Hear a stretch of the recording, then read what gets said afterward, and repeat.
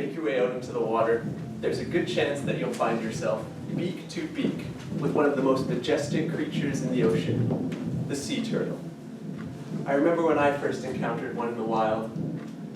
It was such a thrilling experience. Until that point, my only exposure with turtles was of the Teenage Mutant Ninja variety. I also knew a couple turtles in grade 2. Their names were Tommy and Tina, and Mr. Marlin kept them in the back room. But they were just little guys, and they didn't compare with the size of the sea turtle. The sea turtle is massive. It weighs about 350 pounds on average, and its length is typically 1.5 meters long. The first time I saw one, I was vacationing in Maui. The day after my flight landed, I went down to the beach. I had my satchel filled with all my snorkeling gear. I had my mask, I had my breathing tube, I had my flipper shoes. And I went down into the water. As soon as my head reached the surface of the ocean, I was instantly flabbergasted by the spectrum of colors that all the fish made up beneath the water. There was electric oranges and vibrant blues and purples. And there was the golden trumpet fish, whose body was really more in the shape of an oboe, if you ask me. But there was also the unicorn fish, which had a long, pronounced brow, sort of like a caveman. So I was checking out all these interesting fish with all their cool colors when the sea turtle approached.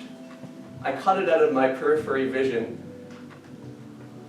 As I turned around, he was right there in front of me, probably about 6 yards away from myself.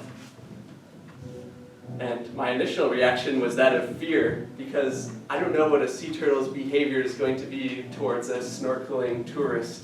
I thought maybe he might take a bite out of me or something. But, as it turns out, the turtle has a very mellow constitution.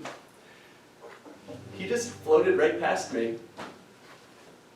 As he floated past me, I observed all of his features. He had big black eyeballs with big oversized eyelids.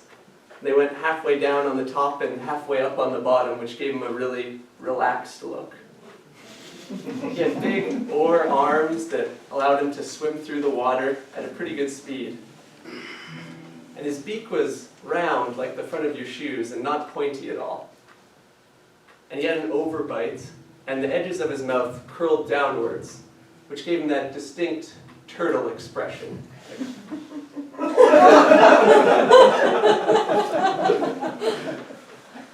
After I observed all his features, my nervousness sort of subsided. I realized that this was a mellow creature, so I followed him around for a little bit. I watched him go to the surface of the water and grab a gulp of air, and go back down into a seaweed patch and munch on some seaweed for a while. It was such a majestic creature.